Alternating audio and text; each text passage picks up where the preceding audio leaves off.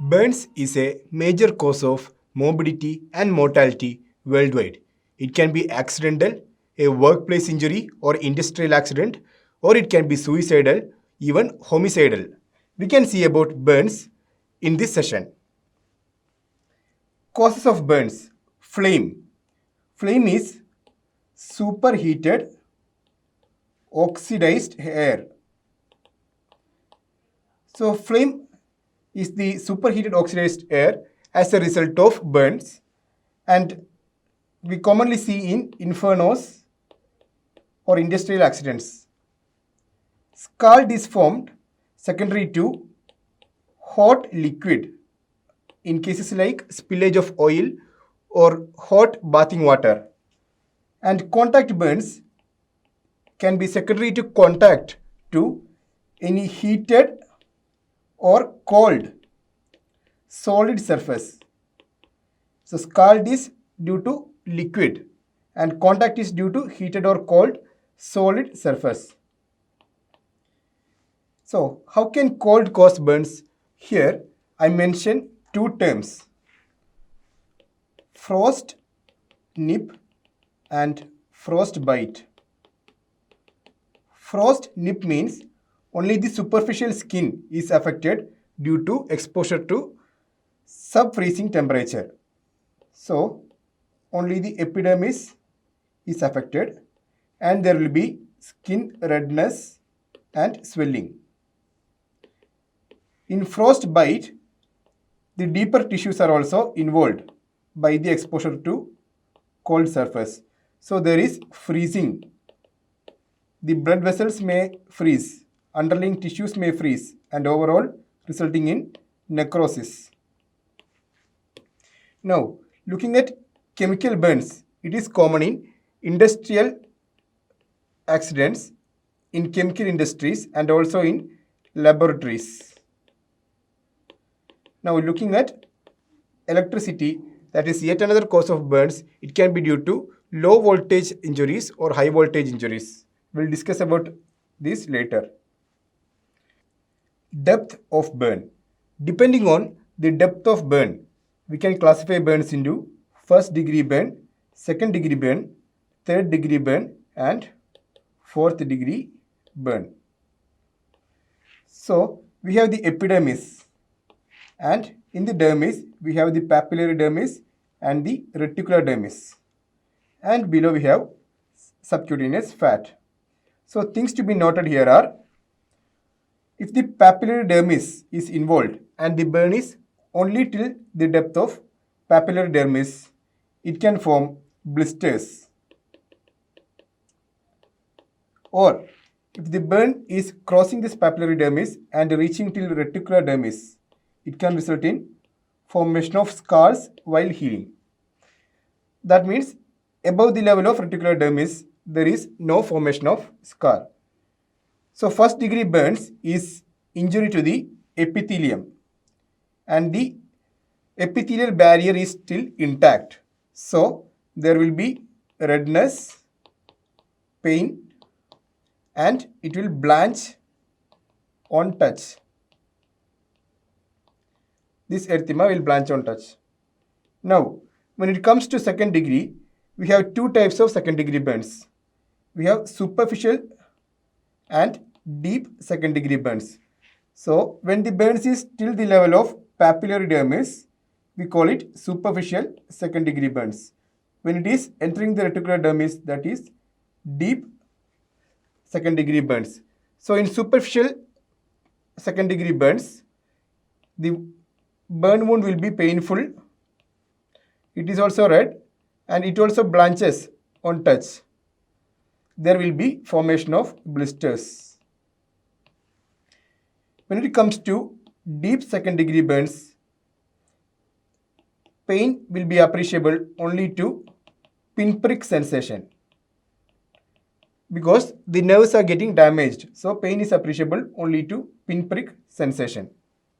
Superficial second degree burns will resolve in 1 to 2 weeks, but deep second degree burns will resolve in 2 to 5 weeks, and as mentioned, there is scar formation.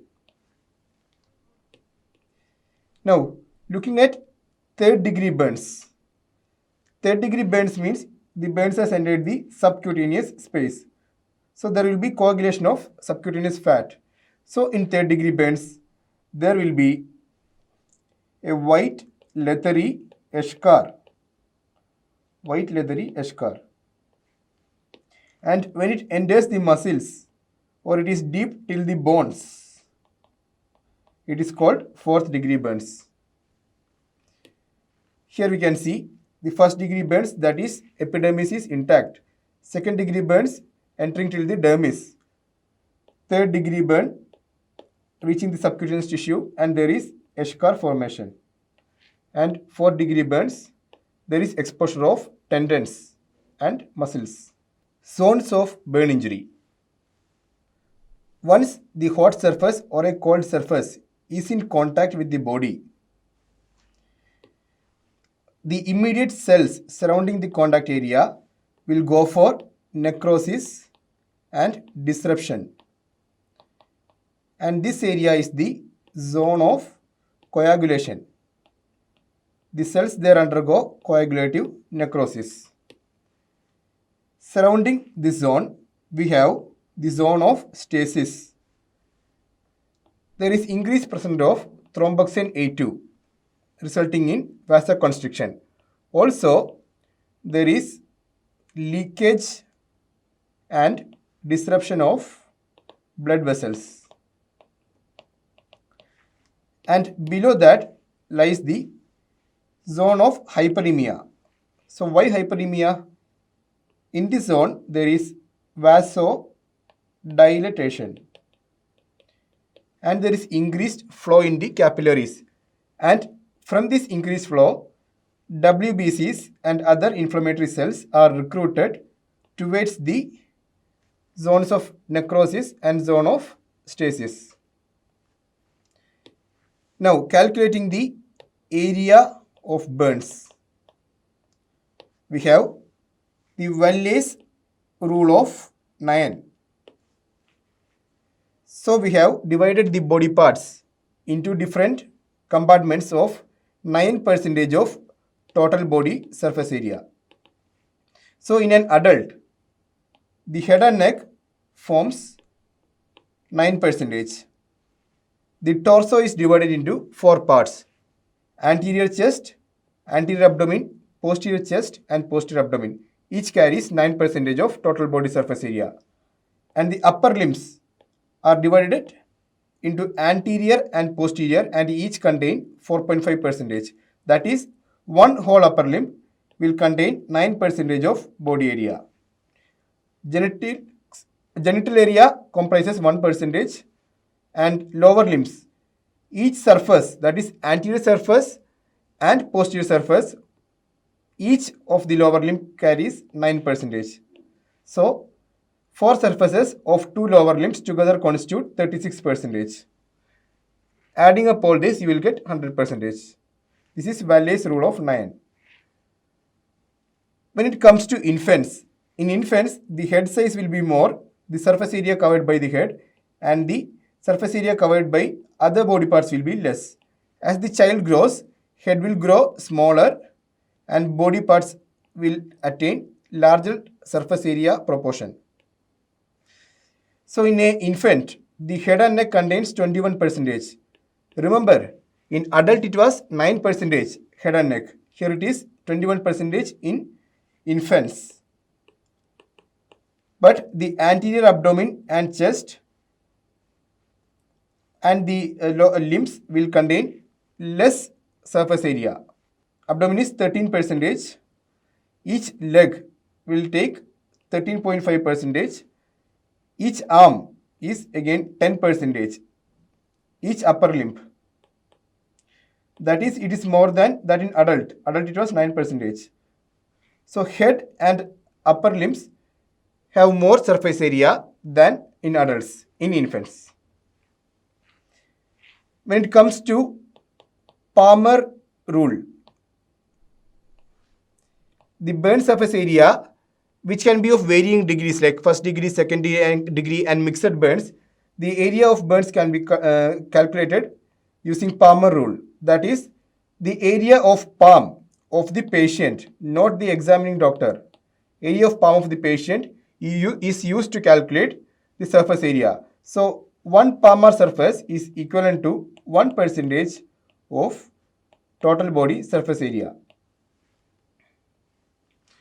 For more accurate calculation of extensive burns, we have specific charts like Lund and Browder chart.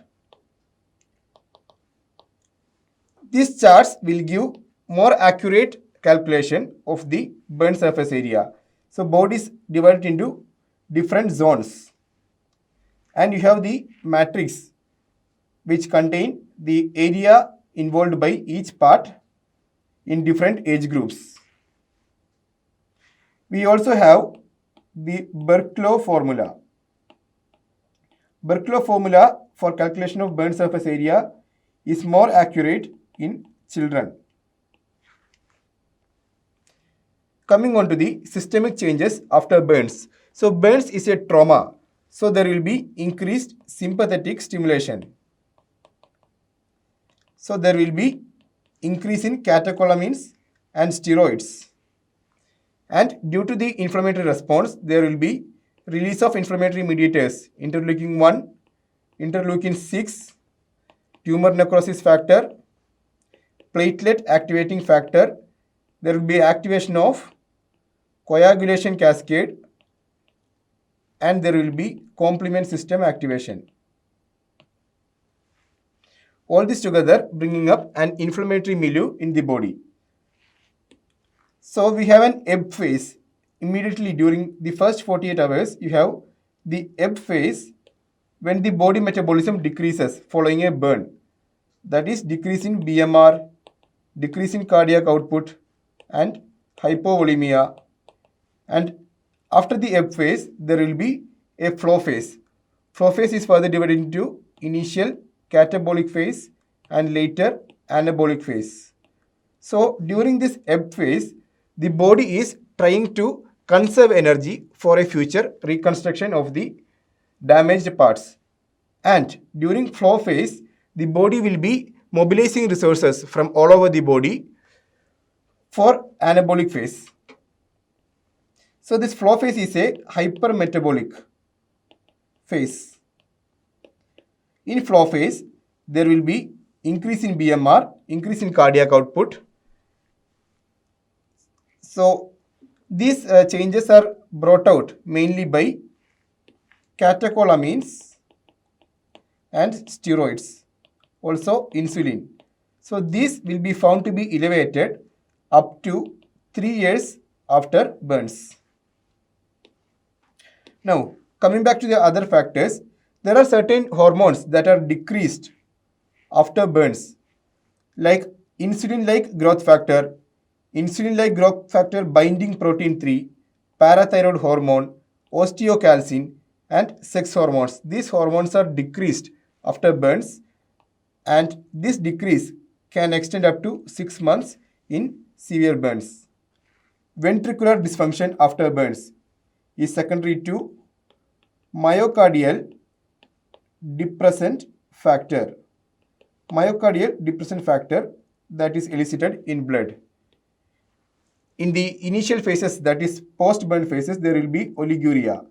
Burns is of course a hypovolemic condition. Body will try to conserve fluids and there will be oliguria.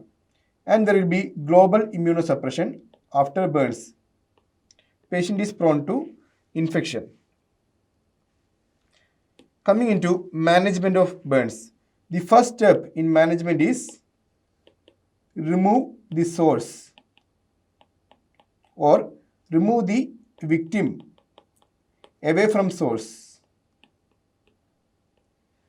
In this, what is to be taken care is the rescuer should be safe.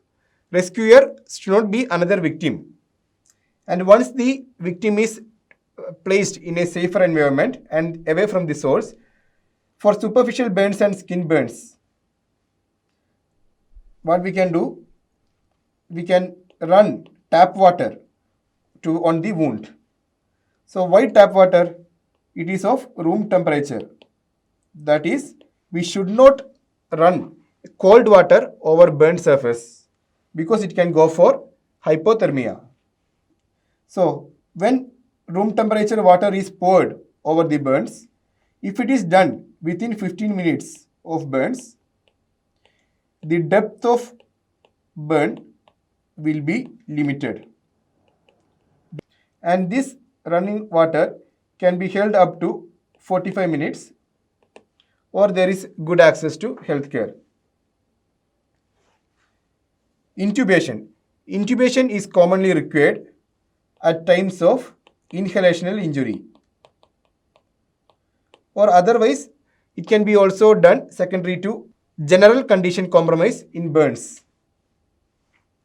So when there is inhalation, the soot and hot air can be inhaled in, and this can result in damage to respiratory tract and respiratory epithelium. So when do we intubate a patient after burns? If the PaO2, that is the partial pressure of oxygen in the arteries, is less than 60 millimeter of mercury, or if carbon dioxide is building up in arteries, that is PaCO2. PaCO2 is partial pressure of arterial carbon dioxide is more than 50 millimeter of mercury, or a third condition is partial pressure of oxygen in artery by partial pressure of carbon dioxide in artery, PaO2 by PaCO2 is less than 200. Other conditions for intubation are upper airway edema and impending respiratory failure. In these conditions, we have to intubate the patient in burns. Fluid resuscitation is an important aspect of management of burns because burns is a hypovolemic condition. Patient would have lost fluid. So classically used one is Parkland formula, that is 4 milliliter into percentage of total body surface area burnt. That is what we calculated using Palmer's rule or Lund-Browder chart or rule of Wallace into weight of the patient. So 4 ml into percentage of body surface area burnt into weight per kg. We get a particular volume, and this volume is given in two parts. The first half is given over 8 hours and second half is given over 16 hours. So within 24 hours, we infuse 4 ml per kg into burnt surface area into body weight in two parts. But many times, following Parkland formula, it has been found to be fluid is extra or fluid is overloaded. So currently, according to modified Parkland formula, we administer 2 ml per kg into body surface area into weight for adult. When it comes to children, we administer 3 ml per kg into body surface area into weight. And if it comes to electric burns, we have to administer 4 ml per kg into body surface area into body weight. There are other formulas also for fluid resuscitation. That is Brooks formula, where we use colloids also in addition to crystalloids. Here the crystalloid of choice is Ringer lactate. When it comes to Brooks formula, we give 1.5 ml per kg into total body surface area that is burnt into body weight crystalloids, plus we will give 0.5 ml per kg into total body surface area into weight of colloids, plus 2 liters of free water. Out of this, the problem is that when colloids are given within 12 to 24 hours of burns, what happens is that there will be peripheral vasodilatations secondary to the inflammatory responses due to burns, and these colloids will enter the extravascular spaces and fluid will accumulate in the extravascular spaces. So intravascular volume will be again decreased. That is why colloids are avoided in this 12 to 24 hours period. There is yet another formula called Galveston formula for fluid resuscitation. Inhalational injury. As mentioned earlier, when there is a fire, there will be burnt ashes, and the toxic gases. This can be inhaled, and that can be injurious to respiratory epithelium. So, what can be the injuries? It can be edema. You can see vocal cord edema in this picture.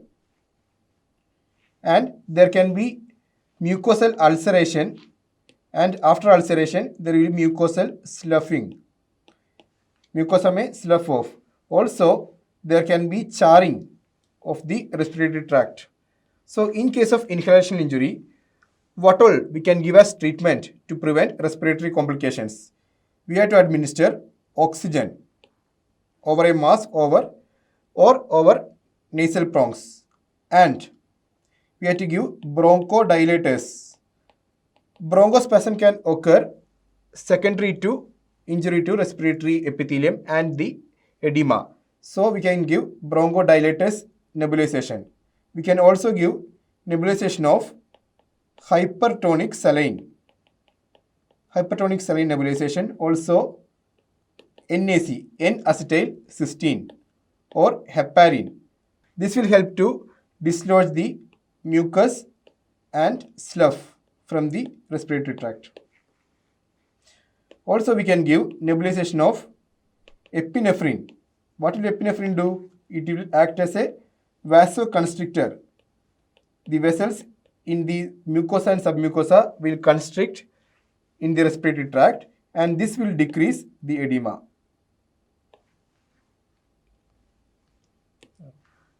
Wound care. Wound care is also an important part of management of burns. When it is first degree burns, wound care can be given by topical antibiotics or anti-inflammatory ointments. Second degree burns requires topical therapy plus dressing also. Because it is going deeper, it can be having higher chance of getting infected. Third degree burns, when there is a scar, it is suggestible to remove the scar or decompress the scar, excise it and put a split skin grafting. Fourth degree also, depending on the depth. After excision and debridement, if the underlying tissue is healthy, we can go for split skin grafting, early split skin grafting. Or if underlying bones are exposed, we have to go for flap. Now, salves and soaks. Salves are ointment-like antibiotics which can be applied over the wound, and soaks are applied over a gauze. So, there will be a burns wound, you apply a gauze over it, and soaks can be poured onto the gauze. It can be poured repeatedly. Salves commonly available ones are silver sulfadiazine, bacitracin, neomycin, polymyxin B. These are antibiotics which target the common organisms that infect a burns wound. Those are Pseudomonas, E. coli, Klebsiella, which are all gram negative, and you have gram positive methicillin resistant Staph aureus, that is MRSA. These are the common organisms which infect a burns wound. So we give these antibiotics. Out of this, silver sulfadiazine can cause black tattooing of the skin around. Then in soaks we have 0.5% silver nitrate and 0.25% acetic acid. So silver nitrate can leach sodium from the wound and also cause methemoglobinemia. We have specialized dressings for burns. We can apply a collagen dressing or collagen based dressing. Out of collagen based dressing, we have Integra or Transite. which are specialized for burns dressing, which are initially invented for dressing burn wounds. So what is the help with collagen? Collagen will promote granulation tissue growth and re-epithelialization. Now coming into eschartomies, we mentioned when the subcutaneous tissue or the underlying tissue is coagulated, it forms eschars. So if eschars are around the chest, if it is circumferential, respiratory movements can be affected, or other circumferential eschars around limbs can cause compartment syndrome. So we have to open them up and do eschartotomies. So eschartotomies follow specific lines as mentioned in this diagram. It will go through the lateral aspects of the limbs, lateral and medial aspects. We will perform eschartotomies through these specific lines only to prevent injury to underlying nerves and vessels. So here in this image you can see the chest wound, chest eschar that is divided as shown in this image. Excision of burns wound. They can follow two methods. Either we can go for a tangential excision or full thickness excision. So tangential excision, we excise layer by layer as shown in this image till a punctate bleed is visible. Punctate bleed is visible means underlying tissue is having vascular supply. Over this punctate bleeding wound, we can put a split skin graft, or we can wait for some more time till granulation tissue develops and we can put a graft over that. Full thickness excision, we don't go layer by layer, we'll take it as a whole. Now, other treatments for burns or long-term treatment, we said the inflammatory phase will go up to 3 years and it is inflammatory phase. As a result, there is insulin resistance. The blood level of insulin will be increased, but this insulin won't be acting. There is peripheral insulin resistance. So we had to manage this as managing a diabetic mellitus type 2, that is with insulin and oral hypoglycemic agents.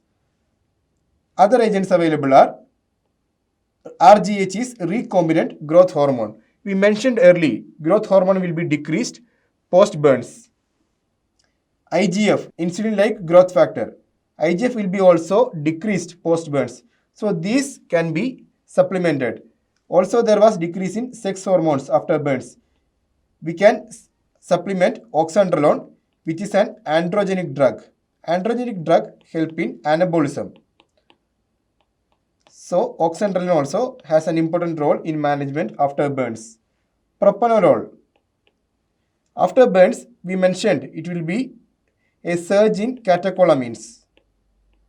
The patient may have anxiety or tachycardia or sympathetic stimulation symptoms. For that, we can give beta blocker, that is propranolol. Then physiotherapy. Physiotherapy is to prevent the contracture formation along joints and also to prevent respiratory infection by giving respiratory physiotherapy. So what is contracture? Contracture is a tightening of skin, subcutaneous tissue or muscle. It can happen across a joint. So suppose this is a joint. If a contracture happens here, the movement of the joint is compromised. So as to prevent a contracture, we have to start on early mobilization of limbs via physiotherapy. And in case the contracture has already formed and the movement is restricted, still we have treatment. We can excise the contracture, we can cut the contracture and release the band, or we can go for multiple Z-plasties to lengthen the contracture. Also, nutrition is another important part of management of burns patient. If the patient is not able to take orally, we have to start on enteral nutrition or TPN, total parenteral nutrition. The need of energy can be calculated by Curie formula or Harris-Benedict formula.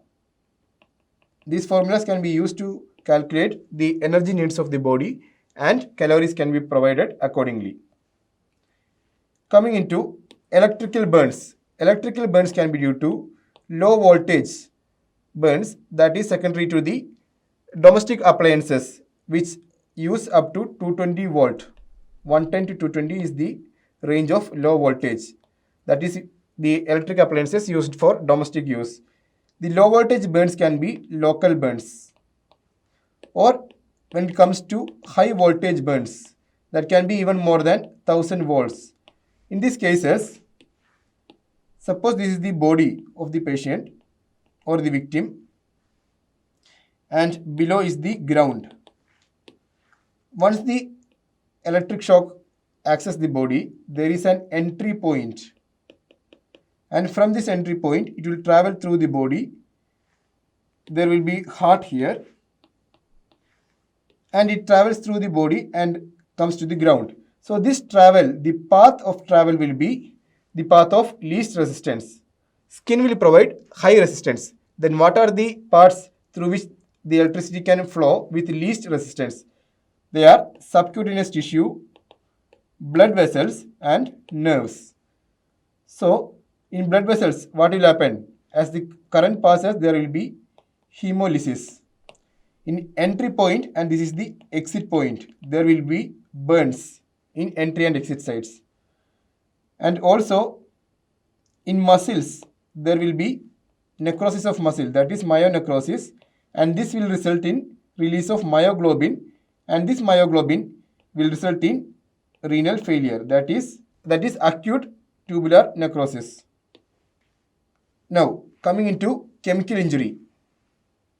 Chemical injury can be due to acid and alkali. These are common in industrial settings or chemical labs. So in acid injury, acid forms a coagulum. That is, it is undergoing coagulative necrosis. And when the coagulum is formed, this coagulum will protect the underlying tissues from exposure of the acid, because this coagulum is thick and hard. It will prevent entry of acid into the deeper tissues. When it comes to alkali, what will happen? Alkali induces a liquefactive necrosis, and the subcutaneous fat can be saponified. There is saponification of fat. As a result, the underlying tissue will be saponified. There is no resistance. So the alkali can breach into deeper tissues. Alkali is going on destructing tissues, and the spread will be more and deep. So alkali injury, the common examples are potassium hydroxide and sodium hydroxide. For acid injuries, there can be hydrochloric acid and sulfuric acid. Other acids like formic acid are also involved. In these pictures, you can see alkali injuries. These are skin injuries. So summarizing this session, we have seen what is burns, the cause of burns, and classification of burns based on depth, that is first degree, second degree, third degree and fourth degree burns. We have seen the zones of burn injury, that is the zone of coagulation, stasis and hyperemia. Then we have seen how to calculate burns area. Commonly used is Wiley's rule of 9. We have other charts also. Then systemic changes going after a burn. We have an initial ebb phase, that is for 2 days, followed by a flow phase, which can last up to 3 years. We have seen management of burns, how to give fluid, how to give nutrition, the specific drugs and surgical interventions. We have seen electrical burns. We can see in the pathophysiology of electrical burns. So when this electricity passes through the heart, it can cause arrhythmia also. Arrhythmia and ventricular fibrillation, which can result in cardiac arrest. So any patient with electrical burns has to be evaluated with ECG. Then we have seen chemical burns.